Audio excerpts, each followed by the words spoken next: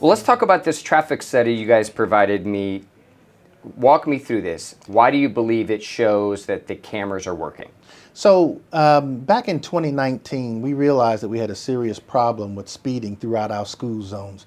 In fact, it was the #1 complaint that I received as the police chief during that time, people speeding through our school zones. We have exactly 16 different school zones, so it became important for us to try to get our hands around the problem itself. In 2020, we wound up doing the study, and it showed that we had nearly 111,000 people speeding through our school zones. How do we know? Because that's how many citations we issued from that school camera. And over the course of the years, we've seen a sharp decline in those numbers coming up every year. And so I believe in 2021, we had 91,000 speeders, and in 2022, we had 67,000. Up until last year, we had 51,000 speeders coming through the school zone. So we know the program is working, and I think it's important that we continue to evaluate the technology, but at the end of the day, we believe that it's resulted in our school zones being a much safer place. Who produced that traffic study? So we got the study from Blue Line. Shortly after we put up the technology, we went through a period where they studied the traffic speeding through our respective school zones. In one school zone alone, we had nearly 957 speeders in 1 week. And so they did the study, and then we sat down and we took a look at the overall warning period, and we realized at that point that we had a significant problem. About when was the time, like how many years in it were the results of that study? Like, was that like initially? I know that you had that initial, and then it sort of like provides a report after that. I guess what I'm trying to get at is, Blue Line produced the traffic study showing that it works. It's the same company that stands to financially benefit if it stays in this city. Is that appropriate? Should the city be doing its own traffic study? Well, I think all of the vendors in this case, in cases where these cameras are erected, are the ones responsible for doing the studies themselves. And so I don't have an issue with the city doing our own study, but at the end of the day, LiDAR has been determined to be the most effective technology that exists when it comes to speeding. And so what we want to do is make sure that we're leveraging that technology appropriately. And when we sat down and took a look at those numbers, we knew we had a serious problem. And while Blue Line does, along with all of the other vendors, they're a business. And they go into business expecting to make money, yes, but I think we've focus far too much on that aspect of it and not enough on the safety that the technology provides. But again, the traffic study, produced showing that, hey, this works, is coming from a company that financially stands to benefit. Right. If you're wanting to make sure that the cameras are working as intended, shouldn't the city be doing its own traffic study just to say, you know what, you're right, our numbers reflect the same numbers you're showing? Well, I think our Public Works Department has done studies in some areas throughout the city. You might want to go and file an open records request to get those studies, but at the end of the day, I know that the speeding through the school zones has presented a significant problem because it was a constant complaint from many of the parents that brought their kids to those schools. Miss Major, Renaya Majors. That's how you pronounce it? Renaya Majors. Was she hit in an actual school zone? She was actually hit in a school zone. She was in her car that was occupied by one of her parents as they were driving, and the speeder ran and actually hit her, killing Renaya Majors. And that started the ordinance of, why you guys got the cameras? That's right. We actually named the camera program after her. I want to talk about some of the purchases that the city is used so far. You guys provided us this list, things like vehicle repairs, computer, software systems, an armored vehicle. If the intent is to make school zones safer, shouldn't all of the expenses that you're using with the camera citation be used on school zone pedestrian safety? Well, no. We have spent some of the monies on school zones, and we have a portion of that money dedicated towards traffic enforcement. But my commitment when we first started this project was to reinvest the funds from this project to technology. I wanted to take it because it was derived from technology and reinvested in technology. And what that translates to, in our view, is that it gives us the opportunity to put license plate readers throughout the city. It gives us the opportunity to put cameras in our public spaces, which essentially makes our communities more safe. Not only does it provide a measure of safety for our children while they're at schools, but then we're able to expand that technology into their different communities. And so we've been very thoughtful about our approach to how we're going to leverage these funds. And at the end of the day, we believe that the development of our real-time crime center, you all have covered the stories about the AI piece that we're in the process of developing now, gives us the ability to create a predictive model that'll make our children safe while they're at school and also in their communities. How's an armored vehicle keeping kids safe in a school zone? So essentially what's happened with the armored vehicles, we've partnered with the school police. They're part of our SWAT team. And so when we go in and train, we train with them on the evacuation of many of these schools. Their members of their police force are a very big part of our Metro SWAT unit. And so this is a rescue vehicle. Everybody wants to interpret it as being a tank, but we've taken the opportunity with leveraging this particular vehicle to go in with people that have had mental crisis, that were throwing cinder blocks down at police officers, that were able to approach the house and resolve that issue peacefully.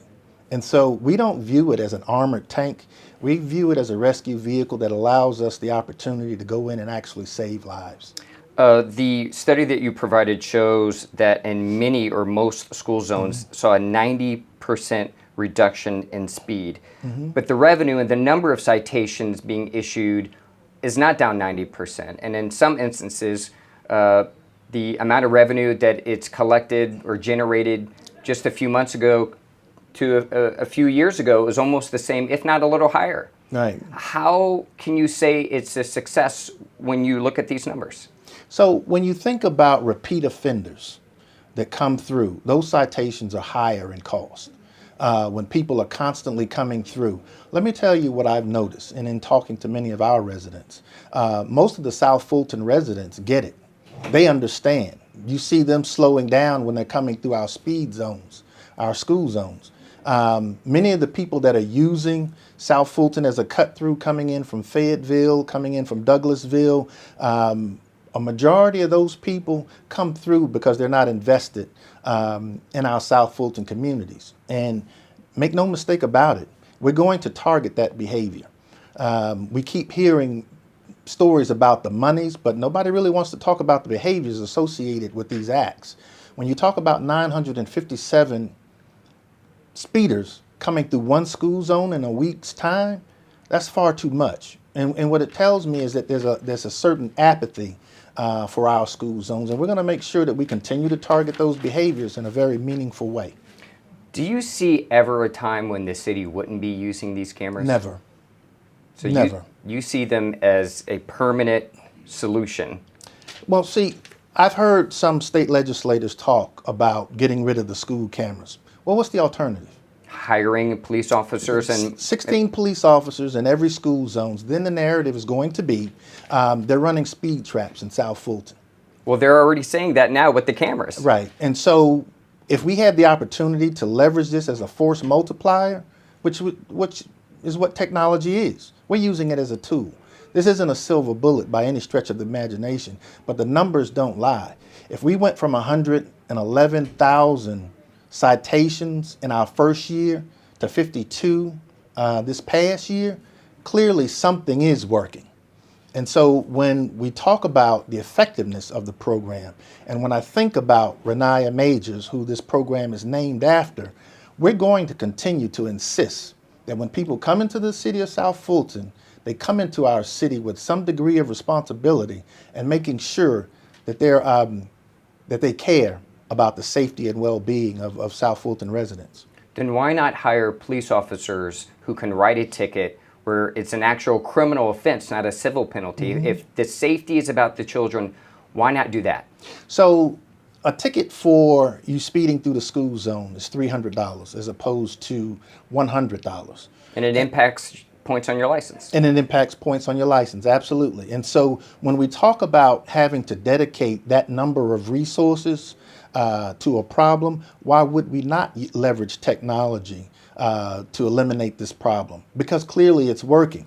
And so if I had the opportunity to manage my crime rate in the city of South Fulton by redeploying those resources in another area where we're having significant problems, whether it be larceny from vehicles or even shootings for that matter, then I'm going to take that opportunity. Every police department, not just in the city of South Fulton, but throughout this nation, is experiencing a shortage when it comes to law enforcement personnel. And so it becomes important for us to be able to leverage tools like technology to make our community safer. We interviewed a pastor who has received at least 40 of these camera citations. Okay. The cameras clearly are not changing his behavior. Why not install speed bumps at all these school zones that would essentially force drivers to slow down? To be perfectly honest with you, in many of these communities, depending upon where the communities are, if you want speed bumps, you have to get so many of the community members to vote and install speed bumps in those respective communities. Here's what I would say about that one pastor who's received 40 citations. Slow down. And if you're not going to slow down, I don't want your money, but if you give it to me, we're going to spend it. And we're going to spend it in such a way that we leverage those funds to make the city of South Fulton a much safer place for people to walk, for them to live, and for them to play. If you have to get approval from the community to install a speed bump, why not do the same for these cameras? I'm sorry? You said that in speed bumps, to install them, you have to get like approval, is that right? Right. So if why not do the same?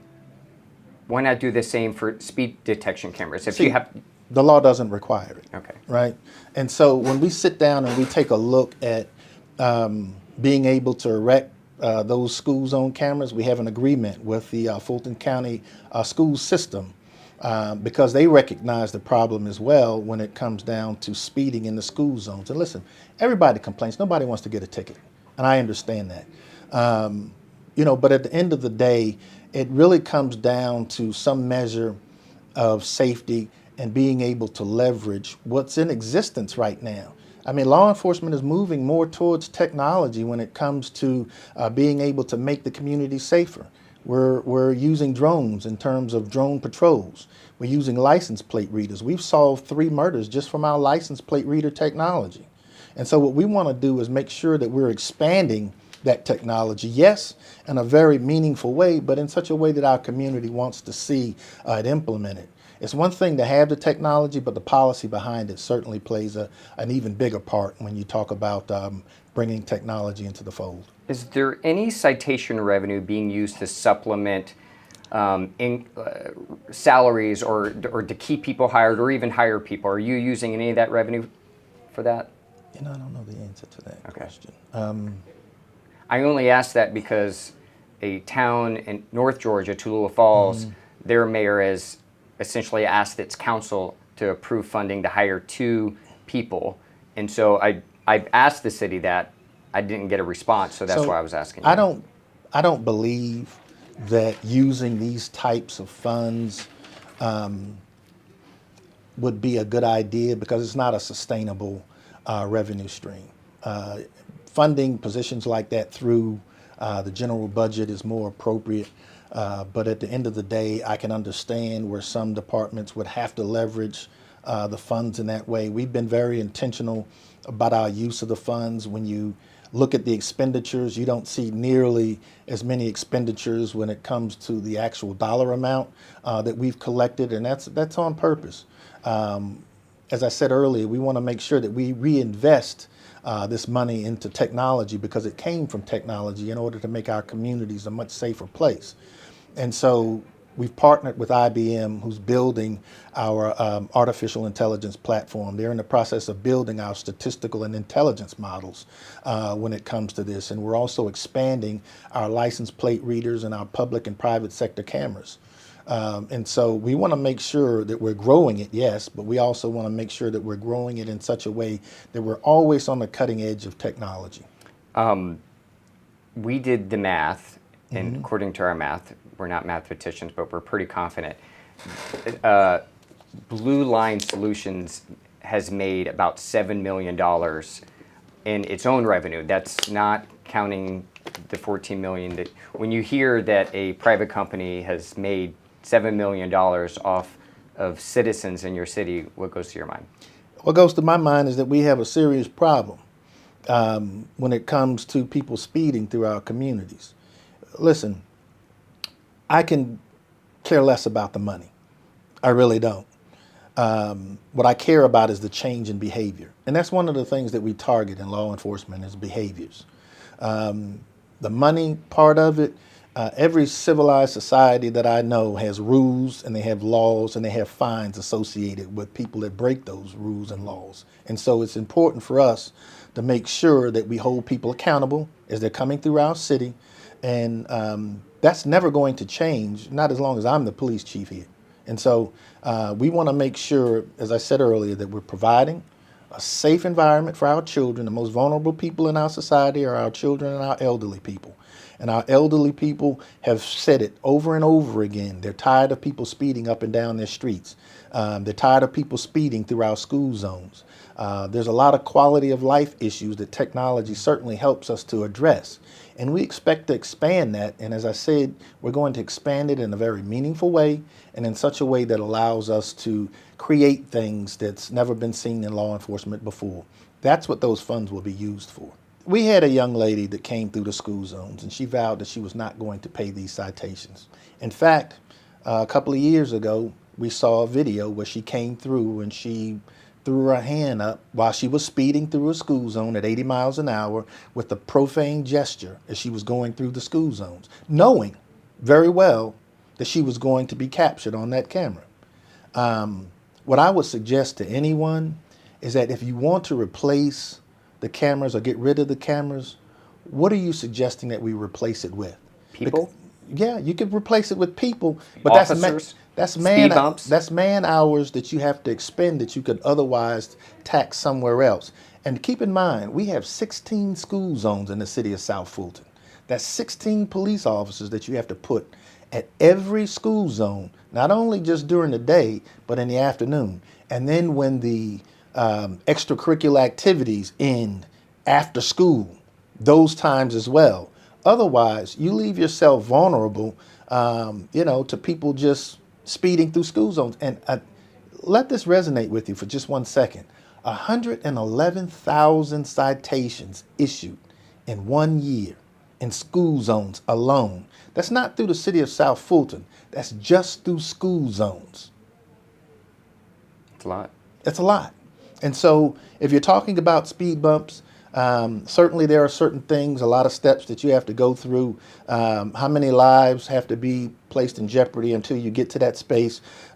Ultimately, Because I would wonder, I wonder if the same elderly people that are telling you we're tired of speeders, I would wonder whether they would say, well, let's do the speed bumps. right. Yeah. And in some communities they are, but it's inconsistent throughout the city when you talk about it. There are some residents, some communities that have voted for speed bumps in their particular community. And listen, we don't have an issue with that at all. The police department is not public works. We don't install speed bumps. We enforce the laws that are on the books. We look for creative ways to try to deter the activity. And so for me, as the chief of police, to put 16 police officers in a school zone, it's impractical. Certainly you could leverage those funds to create speed bumps, but at the end of the day, that's not a process that we go through in law enforcement when it comes to speed But you could bumps. certainly recommend Oh, it. absolutely, Yeah. absolutely. My preference would be that we leverage technology because it's a lot more effective way of dealing with speeders. And when you talk about being able to cut your speeders through in half by going from 111,000 to 52, I'll take those odds every day of the week. Because I mentioned there's some people saying leverage technology. but install the speed bumps because that's physically going to stop someone from speeding. So I guess what people are saying then is that it's important to put both things in place. In my view, putting the speed bumps and the speed detection cameras in place, it's a waste of money. Because if people are going to speed, I've seen people speed over speed bumps. But at the end of the day, leveraging those two together, and people have to understand, law enforcement doesn't need to tell you not to speed. Everyone should know.